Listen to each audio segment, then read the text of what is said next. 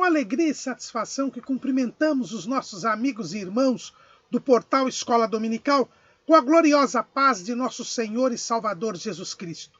Estamos dando início a mais uma pré-aula, esta ferramenta que o portal Escola Dominical disponibiliza no início da semana, para que os irmãos possam melhor preparar a sua aula da Escola Bíblica Dominical. Leiam a revista das lições bíblicas, assistam a esta pré-aula, leiam os textos de apoio que nós disponibilizamos no portal Escola Dominical. Também na página inicial do portal Escola Dominical, os irmãos vão encontrar os atalhos para o Twitter, para o LinkedIn e para o Facebook. Só clicando lá no símbolo do LinkedIn, do Twitter ou do Facebook, os irmãos acessam as nossas redes sociais. E os irmãos então poderão ali ver centenas ou dezenas e até centenas de links, de textos de apoio, de slides e de videoaulas de todas as lições, inclusive das outras faixas etárias e até de outros currículos da Escola Bíblica Dominical. Neste terceiro trimestre de 2020, nós temos aí várias sugestões. A CPAD, ela sugeriu repetir o trimestre passado, o segundo trimestre de 2020, e nós, para não ficar numa mera repetição, colocamos alguns estudos complementares junto com as lições, e também esta edição especial deste trimestre, que nós estaremos apresentando aqui, esta edição especial, que é do terceiro trimestre de 2020, com o tema Os Princípios Divinos em Tempos de Crise, a reconstrução de Jerusalém e o avivamento como exemplo para os nossos dias. É uma reedição da revista do terceiro trimestre de 1993, quando o saudoso missionário Rico Bergstein comentou a respeito do avivamento nos dias da formação da comunidade do Segundo Templo. Nós estamos fazendo um estudo de caso, ou seja, estamos verificando os episódios que a Bíblia narra, desde o término do cativeiro da Babilônia até o governo de Neemias, que é o período da formação desta comunidade do Segundo Templo, o período em que Israel esteve na sua terra com o Segundo Templo, e procurando extrair daí lições para o avivamento. E nós já estamos no segundo bloco do trimestre, onde nós estamos estudando sobre a reconstrução do templo, e hoje nós iremos estudar a lição de número 5. Zorobabel recomeça a construção do templo. Os irmãos se lembram que na lição passada nós terminamos a lição num estado de letargia espiritual. Os samaritanos haviam conseguido do rei Cambises II o embargo da obra da reconstrução do templo. E como nós vemos lá no capítulo 4 do livro de Esdras, nós vemos que, diante da ordem de paralisação da reconstrução do templo, os samaritanos, mais do que depressa, foram até Jerusalém e, usando de violência, paralisaram a obra. E o povo aceitou esta situação. O povo aceitou essa situação. E nós terminamos a aula passada dizendo que cada um foi para as suas cidades cuidar da sua vida e abandonaram a reconstrução do templo. Nós falamos também que Zorobabel, ele estava também letárgico. Ele que era governador, ele poderia ter ido ao encontro do rei Cambises II, levado a ordem de Ciro, o rei da Pérsia, e havia um costume entre os medos e persas de que a ordem real não podia ser revogada, e tentar conseguir junto ao rei a retomada das obras. Poderiam também ter buscado a Deus, ter orado a Deus, ter clamado ao Senhor para que o Senhor interviesse e as obras pudessem ser retomadas. Mas, na verdade, o que nós verificamos é que ninguém foi orar, buscar a Deus, também não foram buscar ao rei Cambises. Eles perderam o ânimo e cada um foi cuidar da sua vida.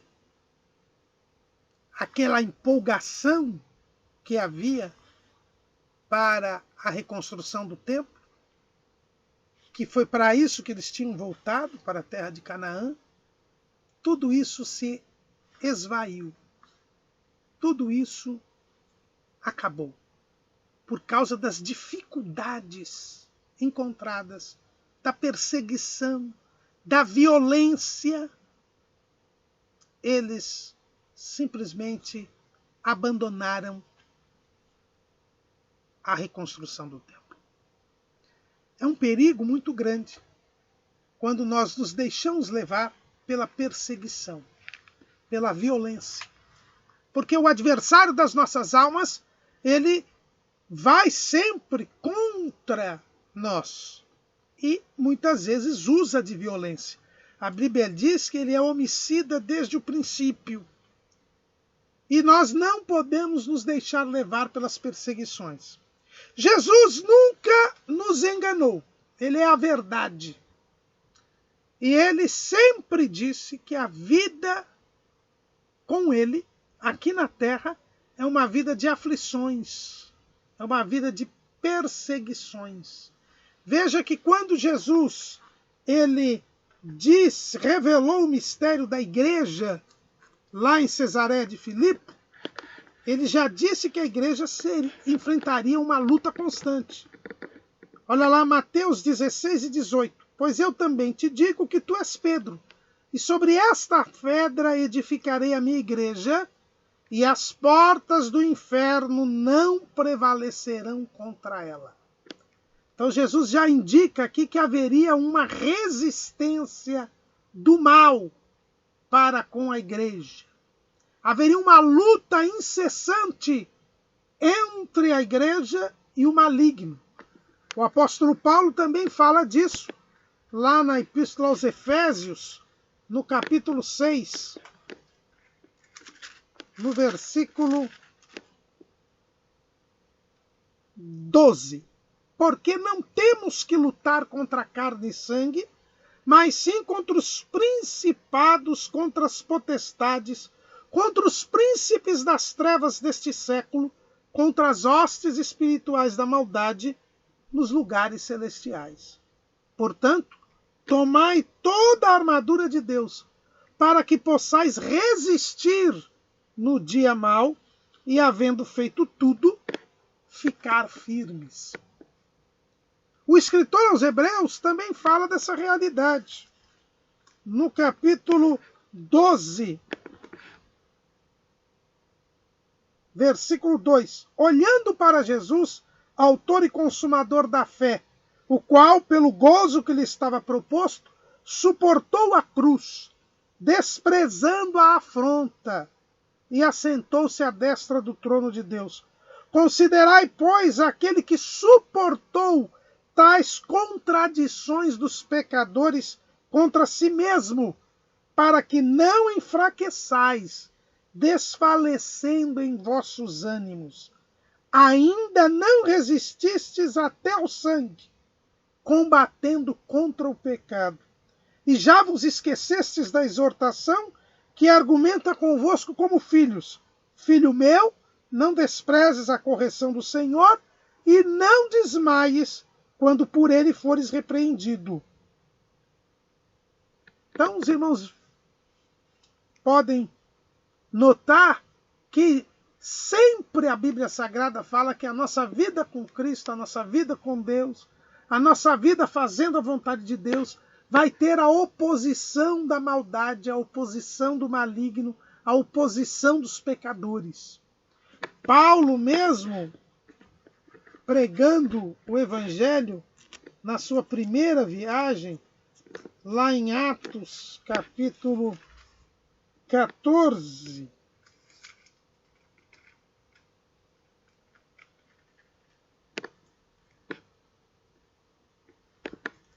capítulo 14, versículo 22, diz assim: e tendo anunciado o evangelho naquela cidade e feito muitos discípulos, voltaram para Listra, Icônio e Antioquia, confirmando o ânimo dos discípulos, exortando-os a permanecer na fé, pois que por muitas tribulações nos importa entrar no reino de Deus. Jesus disse, lá em João 16:33, no mundo tereis aflições, mas tende bom ânimo, eu venci o mundo. Não podemos desfalecer em nossos eixos, desfalecer em nossos ânimos. Não podemos desanimar. Não podemos perder o entusiasmo. E olha que a palavra entusiasmo quer dizer Deus em nós. Nós não podemos desanimar. Temos que recorrer a Deus, pedir o ânimo. O desânimo é uma arma que o inimigo coloca para que nós nos apropriemos dela. E a partir do momento que nós desanimamos, nós caímos num estado de sono espiritual, letargia espiritual, torpor espiritual, que é o contrário do avivamento. E foi isso que aconteceu com o povo judeu. Eles desanimaram com a ordem do rei Cambises para embargar o templo. E o resultado disso é que ficaram 7 anos com as obras paralisadas. Não são 7 dias, nem 7 meses. Foram 7 anos que a obra ficou parada. A história nos fala que Cambises II, que foi o rei, que é chamado aqui em Esdras capítulo 4 de Assuero, mas Assuero a gente já viu que é um título, e ele é também chamado de Artaxerxes, mas na verdade também é outro título. Na verdade o nome dele é Cambises, pela história. Cambises reinou de 529 a 522. Então reinou 6 anos e quase 7 anos. E Cambises, logo no princípio do seu reinado, é o que a Bíblia fala ali em Esdras, capítulo 4, versículo 6, e sobre o reinado de Assuero, Assuero é como um título, é como faraó, no princípio do seu reinado. Então, no primeiro ano, logo no começo do reinado, aqueles conselheiros que haviam sido comprados com propina pelos samaritanos, deram a dica para os samaritanos apresentarem aquela carta de acusação, como nós vimos na lição passada, e conseguiram o embargo da obra. E durante todo o reinado de Cambises II, a obra ficou paralisada. Nem o povo clamou a Deus, nem Zorobabel procurou retirar esta ordem, que era uma ordem de suspensão. Veja bem que Cambises não tinha parado definitivamente a obra. Ele tinha mandado parar até que ele averiguasse melhor. É o que você vê lá em Esdras, capítulo 5, versículo 21. Agora, pois, dai ordem para que aqueles homens parem, a fim de que não se edifique aquela cidade, até que se dê uma ordem por mim. E a ordem também foi para não edificar a cidade. E eles estavam edificando o templo. Com tudo isso a seu favor, Zorobabel ficou quieto. O povo ficou quieto. Cada um foi cuidar da sua vida. Foi desanimar. É isso que o adversário quer. ele usa da perseguição, ele usa da violência para que o povo de Deus desanime, deixe de servir a Deus, deixe de buscar a presença de Deus, deixe de fazer a vontade de Deus para agradar aos homens.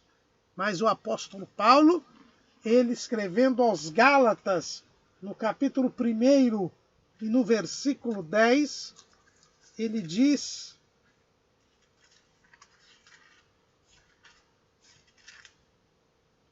porque persuado eu agora a homens ou a Deus?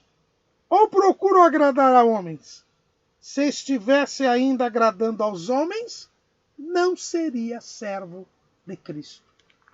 Os judeus não tinham que fazer a vontade do rei Cambises. Eles tinham que fazer a vontade de Deus. Mas eles desanimaram. E quando vem o desânimo no povo de Deus, o avivamento desaparece. Quando vem o desânimo no povo de Deus, vem uma letargia, um torpor espiritual. E durante 7 anos, até que Cambises morreu. Quando Cambises morreu, os magos lá na Pérsia, que eram sábios ali da Pérsia, tomaram o poder. E Cambises foi assassinado, e eles tomaram o poder. E quem reinou foi um mago chamado Esmerdes, mas ele reinou 1 ano só. Flávio Josefo fala sobre isso. As principais famílias de nobres da Pérsia não aceitaram o governo dos sábios e se rebelaram e derrubaram este governo e colocaram no poder Dario. Dario, que era parente de Ciro, era genro de Ciro, e Dario havia feito amizade. Isso não está na Bíblia. Flávio Josefo nos diz que Dario era uma pessoa muito próxima de Zorobabel. Zorobabel, que era o governador da Judéia, ele conhecia Dario desde o tempo que ele vivia lá na Babilônia, no Império Persa. Ele tinha feito uma grande amizade com Dario. Dario foi colocado pelos nobres como novo rei, e Dario, também isso não está na Bíblia, mas aqui a gente já vê como Deus começa a trabalhar. Isso não está na Bíblia, mas está no livro de Flávio Josefo, nas Antiguidades Judaicas. Dario, assim que foi colocado no trono, assim que ele virou rei, ele chamou para um banquete, para uma festividade, que seria uma espécie de festa de coroação, todos os governadores. E neste grupo estava, naturalmente, Zorobabel. Zorobabel era um dos governadores do império. E diz Flávio Josefo que Dario, assim que foi entronizado, convocou todos os governadores para um banquete, para uma festividade, para uma comemoração. Lá no livro Antiguidades Judaicas, no livro 11, no capítulo 4, Flávio Josefo explica isso. Ele diz assim, olha, Dario era ainda um simples cidadão, mas tinha feito voto a Deus que se ele um dia subisse ao trono, restituir ao templo de Jerusalém tudo o que estava ainda em Babilônia dos vasos sagrados. Aconteceu que quando ele foi proclamado rei, Zorobabel, príncipe dos judeus, que era seu velho amigo, estava perto dele. Confiou a ele e a 2 outros dos principais a direção de sua casa e tudo o que mais de perto se referia à sua pessoa. O grande rei, no 1º ano do seu reinado, deu um suntuoso banquete aos seus principais auxiliares, aos maiores senhores dos medos e dos persas, aos governadores das 127 províncias, das quais se estendia seu domínio desde as Índias até a Etiópia. Então, Dario, ele convocou essa celebração, logo no começo do seu reinado, E Zorobabel estava ali, foi chamado para estar ali. E segundo Flávio José, houve uma espécie de uma disputa de sabedoria, de conhecimento entre os auxiliares de Dario, e quem venceu esta disputa foi Zorobabel. E por ele ter vencido esta disputa, o rei então lhe disse o que ele queria como prêmio. E Zorobabel então teria pedido a Dario que lhe fosse permitido reconstruir o templo de Jerusalém. Aí Zorobabel volta a Jerusalém. E ao voltar a Jerusalém, então vejam bem que esses fatos, eles não estão na Bíblia Sagrada, mas são fatos históricos e já mostram como Deus começou a trabalhar. Deus coloca no trono um rei que é próximo a Zorobabel. Já que Zorobabel não ia até a corte, Deus fez com que o rei chamasse Zorobabel até a corte. E Deus criou uma situação pela qual Zorobabel pôde pedir para ter autoridade, para ter autorização para reconstruir o templo. E o rei Dario teria consentido. Mas quando Zorobabel volta para Jerusalém, Deus mesmo vai falar com ele. E o que Deus faz para falar com Zorobabel? Ele levanta um profeta, o profeta Ageu. Ageu é o primeiro profeta que Deus levanta depois do cativeiro no meio do povo. Quando você abre a sua Bíblia lá no livro de Ageu, diz o seguinte: no ano segundo do rei Dario, no 6º mês, no primeiro dia do mês, veio a palavra do Senhor pelo ministério do profeta Ageu a Zorobabel, filho de Sealtiel, príncipe de Judá, e a Josué, filho de Josadaque, o sumo sacerdote, dizendo: assim fala o Senhor dos exércitos, dizendo: este povo diz, não veio ainda o tempo em que a casa do Senhor deve ser edificada. Veio, pois, a palavra do Senhor pelo ministério do profeta Ageu, dizendo: é para vós tempo de habitardes nas vossas casas estucadas, e esta casa há de ficar deserta?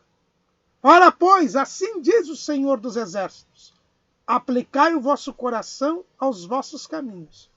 Semeais muito e recolheis pouco. Comeis, mas não vos fartais. Bebeis, mas não vos saciais. Vestivos, mas ninguém se aquece. E o que recebe salário num saquetel furado. Assim diz o Senhor dos exércitos: aplicai o vosso coração aos vossos caminhos. Subi o monte e trazei madeira e edificai a casa, e dela me agradarei, e eu serei glorificado, diz o Senhor. Olhastes para muito, mas esse alcançastes pouco. E esse pouco, quando trouxestes para casa, eu lhe assoprei. Por quê? Disse o Senhor dos exércitos: por causa da minha casa que está deserta, e cada um de vós corre à sua própria casa. Por isso retém os céus o seu orvalho, e a terra retém os seus frutos. O povo não queria saber das coisas de Deus, mas Deus começou a incomodar o povo. O que Deus fez? Deus reteve a chuva. Deus reteve o orvalho. Deus trouxe uma seca. E o povo estava passando necessidade. Mas mesmo assim, o povo não entendeu que a falta de chuva, a falta de orvalho, a falta de produção, a fome, a necessidade, era um castigo de Deus, um aviso de Deus, de que eles deviam voltar a construir o templo. É assim que Deus faz, irmãos. Quando o homem está distante de Deus, quando o homem deixa de dar prioridade a Deus, Deus procura chamar a atenção do homem. E para Israel, que existia o pacto palestiniano, lembram? Deus disse ao povo, firmou um pacto com o povo. O povo, 6 tribos subiram no Monte Ebal, 6 tribos subiram no Monte Gerizim, e eles proclamaram ali as bênçãos e as maldições.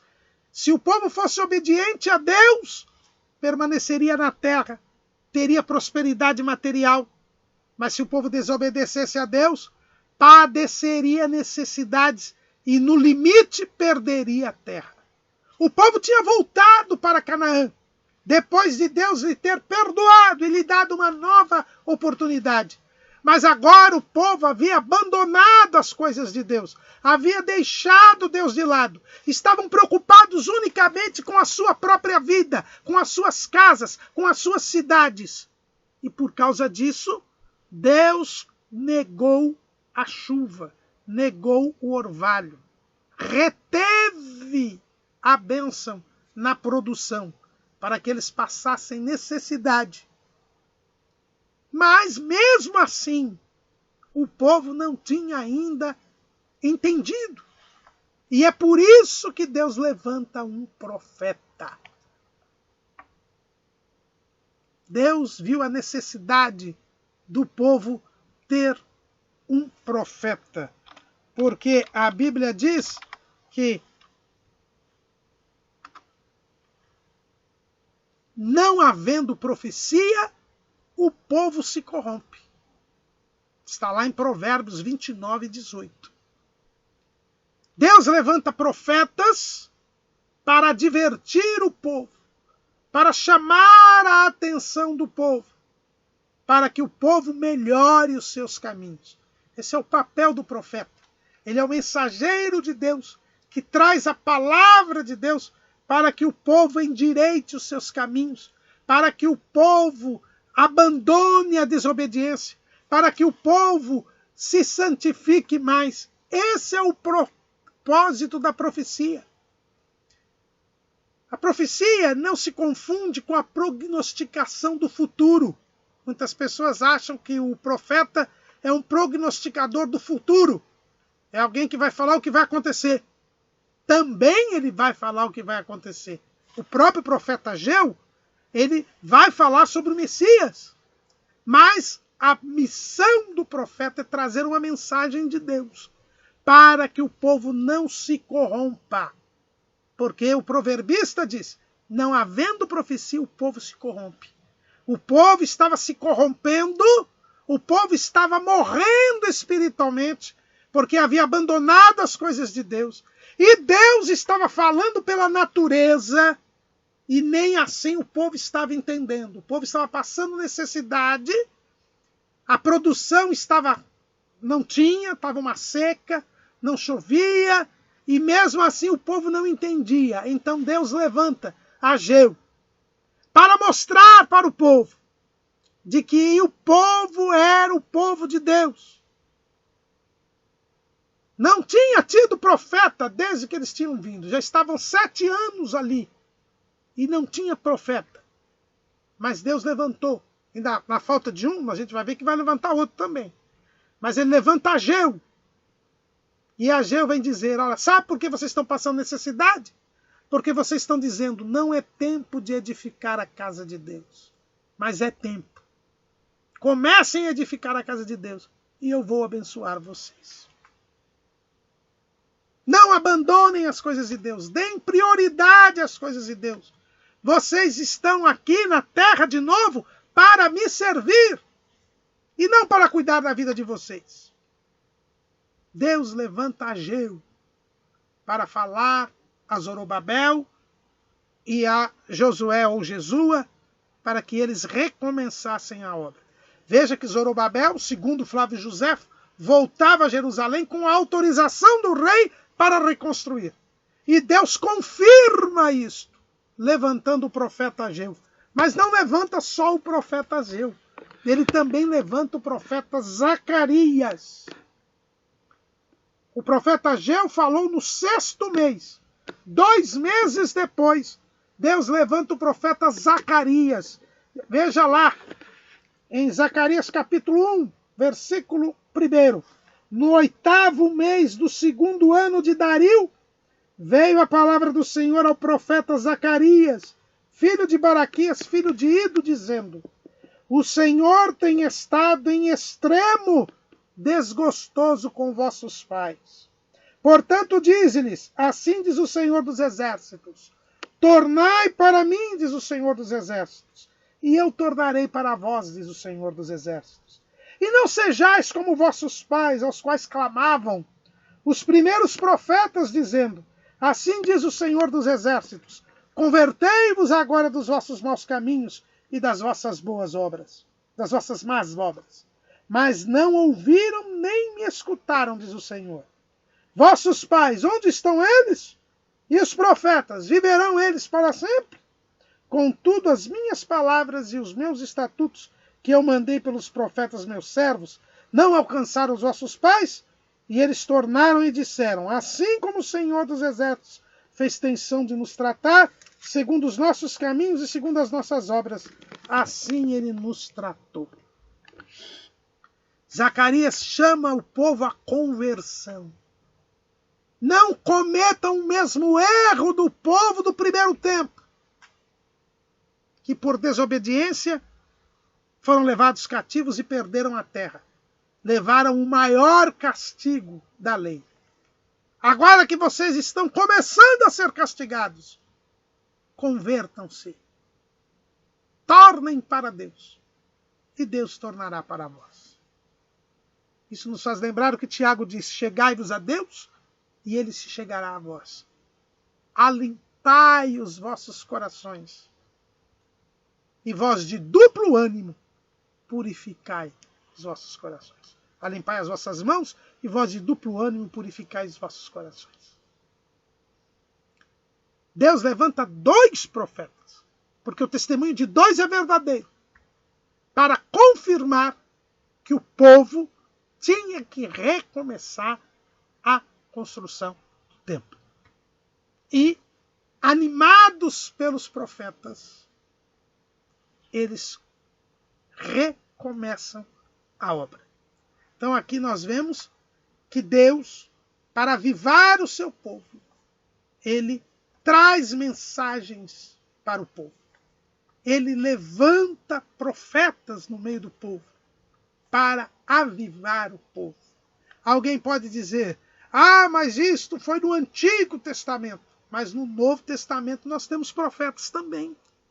É verdade que os profetas do Antigo Testamento traziam revelações progressivas, aditivas, como o próprio Ageu, que falou que neste segundo templo a glória da segunda casa seria maior que a da primeira. Como ele mesmo disse que no segundo templo viria o desejado de todas as nações. Isso era uma revelação progressiva, aditiva ao plano de Deus, porque ainda a revelação não havia se completado. Os profetas do Novo Testamento, eles não trazem nenhuma revelação a mais, porque Jesus é o próprio Deus que se revelou ao homem, e depois da revelação de Jesus, não pode ter mais revelação, porque o próprio Deus se revelou, então não tem nada maior que Deus. Mas os profetas do Novo Testamento são usados para incentivar, estimular o povo, para que o povo possa se guiar segundo a vontade de Deus, para que o povo se desperte e volte a servir a Deus com o primeiro amor. Aqui nós vemos Deus trabalhando conforme o mandamento, conforme o pacto, castigando o povo com a seca, mas também Deus trabalhando com o profeta, fazendo com que o profeta traga a mensagem que estimule o povo, incentive o povo, aumente a fé do povo, que dirija o povo, para que o povo faça a vontade de Deus. para que o povo tenha um norte e possa enfrentar as dificuldades, sabendo que está fazendo a vontade de Deus, tendo ânimo para fazer a vontade de Deus. Foi o que Ágabo fez com Paulo. O profeta Ágabo, que é um profeta do Novo Testamento, um profeta da igreja, ele avisou Paulo que ele seria preso em Jerusalém. Preparou o coração de Paulo para que no momento em que ele foi preso, ele se lembrasse da palavra do profeta e soubesse que tudo aquilo era a vontade de Deus e não desanimasse, não se acovardasse e prosseguisse fazendo a vontade de Deus. Foi o que o profeta Ageu e o profeta Zacarias fizeram. Eles fizeram com que o povo começasse a construir o templo, a reconstruir. Lá em Esdras, no capítulo 5, é dito: e Ageu, profeta, e Zacarias, filho de Ido, profeta, profetizaram aos judeus que estavam em Judá e em Jerusalém. Em nome do Deus de Israel lhes profetizaram. Então se levantaram Zorobabel, filho de Sealtiel, e Jesua, filho de Josadac, e começaram a edificar a casa de Deus, que está em Jerusalém, e com eles os profetas de Deus, que os ajudavam. Então, os irmãos, percebam que os profetas animaram o povo. E o povo foi começar a obra. Aquele Zorobabel titubeante, que tinha ficado 7 anos calado, quando volta com a autorização de Dario, ele mesmo é animado pelo profeta. O profeta é o mensageiro de Deus. Mais uma vez nós vemos um avivamento iniciado por Deus. E o mesmo Zorobabel e o mesmo sumo sacerdote que haviam se acovardado diante dos samaritanos recomeçam a obra. E a Bíblia diz que os profetas os ajudavam. Ageu trouxe outra mensagem para o povo, de ânimo. Na verdade, Ageu tem 4 mensagens para o povo. E uma delas, como eu disse, dizendo que a glória da segunda casa era maior que a da primeira. E aí Ageu tira a dúvida daqueles mais antigos, daqueles que achavam que Deus não estava com eles na construção do templo, porque quando na inauguração dos alicerces do templo, porque quando na inauguração do altar antes, não veio fogo do céu para consumir e para acender o fogo do altar, como havia acontecido no tabernáculo e como havia acontecido no primeiro templo. E isto fez com que eles achassem que Deus não estava com eles. Mas Deus levanta profetas para confirmar a sua palavra. E o próprio profeta dirime a dúvida, porque diz que a glória da segunda casa seria maior que a da primeira, porque na segunda casa viria o desejado de todas as nações, viria o Messias. Lá em Ageu, no capítulo 2, versículo 6. Porque assim diz o Senhor dos Exércitos: ainda uma vez, daqui a pouco, e farei tremer os céus e a terra e o mar e a terra seca. E farei tremer todas as nações, e virá o desejado de todas as nações. E encherei esta casa de glória, diz o Senhor dos Exércitos.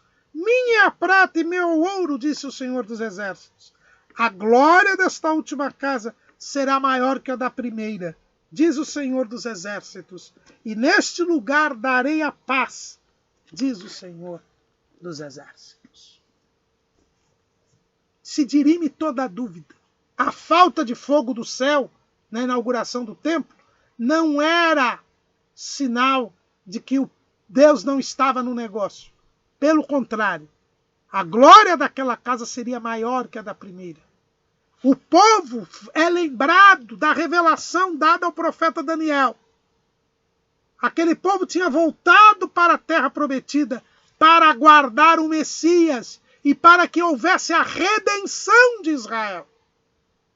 Por isso não deviam ficar presos ao passado, mas deveriam ter esperança no futuro, porque Deus iria derramar da sua glória através do desejado de todas as nações, através do próprio Deus. É interessante que o profeta, na sua mensagem, Deus disse que iria fazer tremer a terra, o céu, nos lembrando o que havia acontecido lá no Monte Sinai, quando houve trovões, relâmpagos, terremoto, e o povo fugiu da presença de Deus.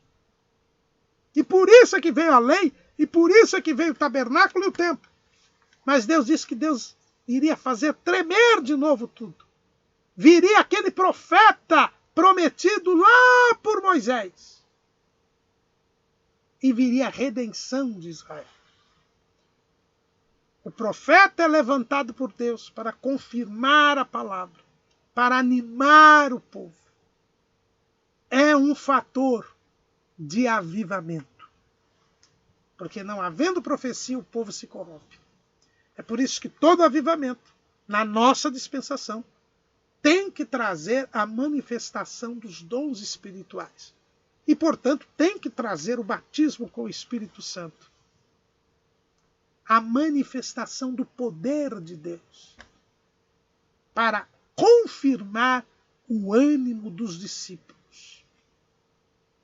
E assim podemos enfrentar as perseguições, as violências e as oposições. O povo recomeça a reconstruir o templo. E não tarda, o inimigo se manifesta. Esdras capítulo 3. Naquele tempo, veio a eles Tatenai, governador da além do rio, e Setar-Bozenai e os seus companheiros, e disseram-lhes assim: quem vos deu ordem para edificardes esta casa e restaurardes este muro? Então assim lhes dissemos: e quais são os nomes dos homens que construíram este edifício? Porém os olhos de Deus estavam sobre os anciãos dos judeus, e não os impediram, até que o negócio veio a Dario. E então responderam por carta sobre isso. O governador Tatenai veio a Jerusalém. Exatamente como aconteceu antes, 7 anos antes. Os samaritanos vieram até Jerusalém. E com violência pararam a obra. O povo aceitou, desanimou. Agora, impulsionados pelo Espírito de Deus, que usou os profetas Ageu e Zacarias, o povo agora recebe a visita do governador. Mas a Bíblia diz que os olhos de Deus estavam sobre os anciãos dos judeus. Eles não se intimidaram. A situação aqui, humanamente falando, era pior do que no primeiro episódio. No primeiro episódio, os judeus tinham a ordem do rei Ciro. Os samaritanos tinham uma ordem do rei Cambises, que proibia de edificar a cidade. E era uma ordem provisória. Agora, nessa segunda vez, legalmente a situação era a mesma. Eles tinham uma ordem que estava sendo desrespeitada. Ou melhor, supostamente era desrespeitada. Mas agora, o povo estava animado por Deus, disposto a fazer a vontade de Deus. O governador Deve ter vindo também, a Bíblia diz que veio com seus companheiros. Mas agora o povo resistiu ao maligno. O povo resistiu ao inimigo. O governador ele não tinha poderes naquela província para parar a obra, como não tinha antes. Mas naquela primeira oportunidade o povo deixou. Aqui o povo resistiu. E a Bíblia diz que os olhos de Deus estavam sobre os anciãos dos judeus. Eles estavam em comunhão com Deus, confiando em Deus. E quando eles perguntaram aos anciãos e queriam saber até os nomes dos homens que construíram este edifício, eles se mantiveram firmes no propósito de servir a Deus. E Deus não permitiu que a obra parasse. É assim, irmãos, quando nós nos dispomos a fazer a obra de Deus não para. Podem nos parar, mas a obra de Deus não para. Mataram Estevão, mas a obra de Deus cresceu. Cresceu mais ainda, porque os discípulos que foram expulsos de Jerusalém, por onde iam, pregavam o evangelho e muitas almas foram se converter. A igreja saiu de Jerusalém para se espalhar pela Judéia e até Samaria. Como a igreja, quando foi perseguida pelo Império Romano, ela cresceu. O que dizia Tertuliano, um dos pais da igreja, ele dizia que o sangue dos cristãos que era derramado nos martírios eram sementes que geravam novos cristãos. Eles não conseguiram parar a obra, porque Deus não permitiu. Faça a vontade de Deus. Faça a vontade de Deus. E ninguém conseguirá impedir que a vontade de Deus seja feita. Operando eu, quem impedirá? Diz o Senhor. O que o governador teve que fazer foi uma outra carta. Ele mandou uma carta para o rei Dario. E a carta deles diz assim: seja notório ao rei que nós fomos à província de Judá, a casa do grande Deus, que se edifica com grandes pedras. E já a madeira se está pondo sobre as paredes. E essa obra apressuradamente se faz e se adianta em suas mãos. Então perguntamos aos anciãos e assim lhes dissemos: quem vos deu ordem para edificardes esta casa e restaurardes este muro? Demais disso, lhes perguntamos também pelos seus nomes, para tos declararmos, para que pudéssemos escrever os nomes dos homens que estão entre eles os chefes, que são entre eles os chefes.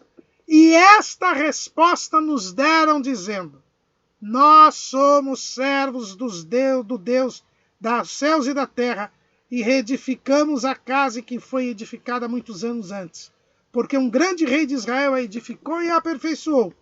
Mas depois que nossos pais provocaram a ira o Deus dos céus, ele os entregou nas mãos de Nabucodonosor, rei de Babilônia, o caldeu, o qual destruiu esta casa e transportou o seu povo para a Babilônia. Porém, no primeiro ano de Ciro, rei de Babilônia, o rei Ciro deu ordem para que esta casa se edificasse.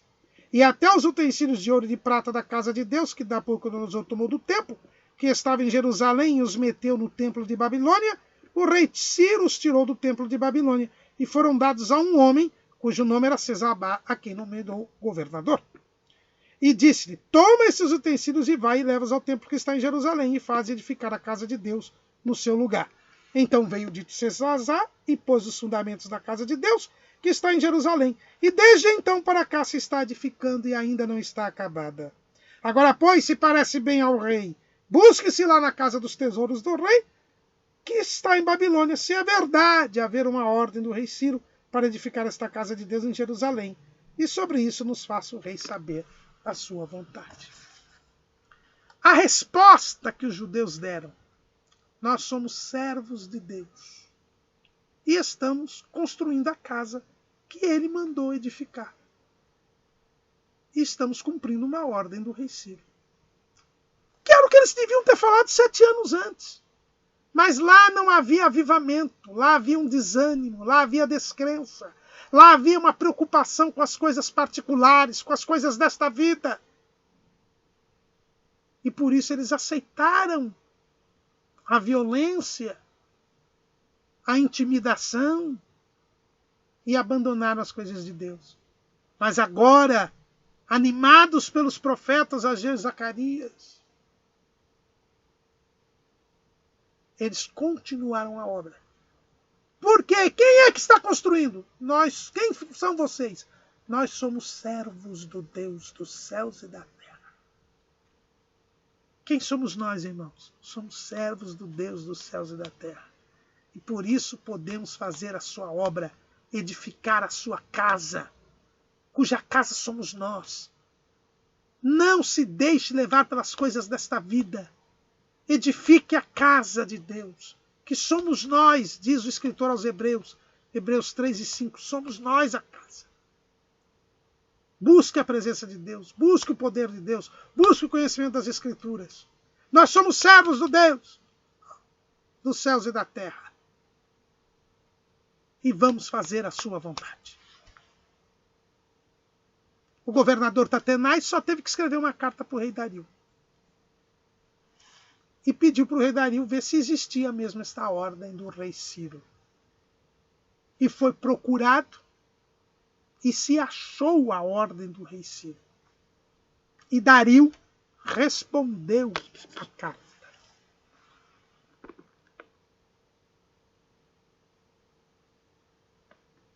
Então o rei Dario deu ordem e buscaram na chancelaria, onde se metiam os tesouros em Babilônia. E em Acmetá, no palácio que está na província da Média, se achou um rolo. E nele estava escrito em memorial, que dizia assim. E aí é o decreto de Ciro, que nós já lemos aqui algumas vezes. E aí vem a ordem do rei. Agora, pois, Tatenai, governador de além do rio, Setar-Bozenai e os seus companheiros, os saquitas, que estais de além do rio, apartai-vos dali. Deixai-os na obra desta casa de Deus, para que o governador dos judeus e os judeus edifiquem esta casa de Deus no seu lugar.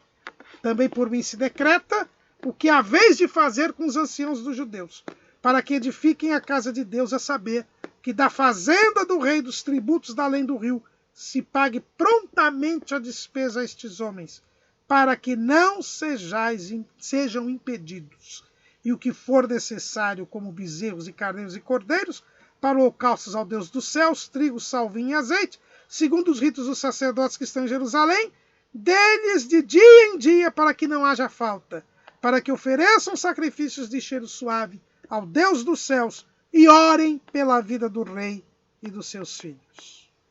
E também por mim se decreta que todo homem que mudar este decreto, um madeiro se arrancará da sua casa, e levantado o pendurarão nele, e da sua casa se fará por isso um monturo.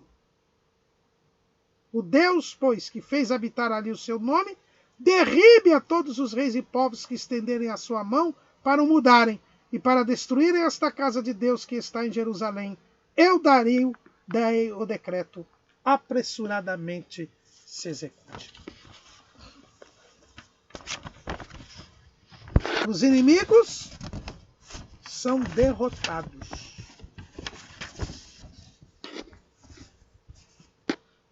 Dario confirma a ordem de Ciro e ainda manda que os inimigos deem o necessário para a despesa tanto da construção quanto do serviço do templo. Apartai-vos dali, deixai-os edificar, e ainda forneçam material e animais para os sacrifícios e para a construção. Quando nós resistimos ao mal, ele foge de nós. Sujeitai-vos a Deus, resisti ao diabo, e ele fugirá de vós. A dedicação às coisas de Deus, a obediência à palavra de Deus, nos traz esta proteção divina. Ninguém pode impedir de realizar da obra de Deus ser realizada. E o que é bonito é que Dario não só ele manda reconstruir o templo, como ele demonstra que Deus, ele mesmo cuidaria daqueles que se opusessem. Ele reconhece: o Deus, pois, que fez habitar ali o seu nome, derribe todos os reis e povos que estenderem a sua mão para o mudar. Ele reconhece a soberania de Deus. E mais, existe aqui um lado profético interessante. Dario diz que quem quisesse mudar esse decreto, um madeiro se arrancaria da sua casa e, levantando, pendurarão nele. E da sua casa se faria por isso um monturo. Nesse decreto, Dario nem sabia, mas Deus está mostrando aqui que o término de validade deste templo, que estava sendo reconstruído, se daria quando fosse para mudar o papel do templo. Quem mudasse esse decreto, quem mudasse o papel do templo, morreria pendurado no madeiro. Com a morte de Jesus na cruz, o templo, esse segundo templo, perderia o seu efeito espiritual. Quando o véu do templo se rasga de alto a baixo, assim que Jesus morre na cruz, o templo deixa de ter o seu papel de casa de Deus. Há um outro templo, que é o próprio Jesus. Por isso ele diz: derribai este templo, e em 3 dias eu o edificarei. Nesse decreto de Dario nós já vemos prefigurado o tempo de validade desse templo. Depois da morte de Cristo, esse templo já não tem nenhum valor mais espiritual. Ele será destruído só 40 anos depois, mas ele já não tinha mais nenhum valor espiritual. Porque aquele que mudou o decreto, aquele que mudou o papel do templo, ele morreu por nós na cruz do Calvário. Com a ordem de Dario, o templo pôde ser concluído. A obra acabou no dia 3º do mês de Adar, do 6º ano do reinado de Dario. Veja que a obra ainda durou 4 anos para ser concluída. Começou no 2º ano de Dario, terminou no 6º ano de Dario. E aí houve uma festa, uma celebração, onde houve sacrifício de 100 novilhos, 200 carneiros, 400 cordeiros e 12 cabritos para expiação do pecado de Israel. E, conforme estava escrito no livro de Moisés, houve essa consagração do templo. Depois, houve a cerimônia da Páscoa. O mês de Adar corresponde ao mês de dezembro, janeiro. No mês de Nisan, que corresponde a março, abril, foi celebrada a Páscoa, no dia da Páscoa, que é o dia 14 do mês de Abib. E nesta Páscoa, o povo todo se uniu, devidamente purificados os sacerdotes e os levitas. O povo todo se uniu em pureza e houve a celebração da Páscoa. A celebração da Páscoa, como que termina este período da construção do templo. Eles celebraram a Páscoa, a festa dos pães ázimos. E a Páscoa falava da libertação do povo. A Páscoa apontava para a nossa libertação do pecado. Foi para isso que o templo foi construído. O templo foi reconstruído. O segundo templo veio para aguardar a libertação do povo do pecado. O povo tinha voltado de Babilônia para começar o tempo da redenção. Esse tempo, 490 anos, ainda não tinha começado, porque deveria começar com a edificação da cidade. Aqui só foi construído o templo. Eles terminaram o templo. Terminaram o templo. Celebraram a Páscoa.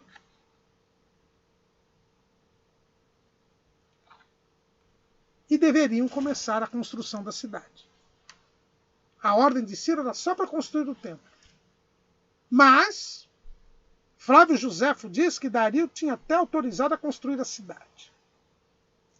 Quando houve aquela acusação dos samaritanos, eles acusaram os judeus de querer construir a cidade, estar construindo a cidade, o que não era verdade.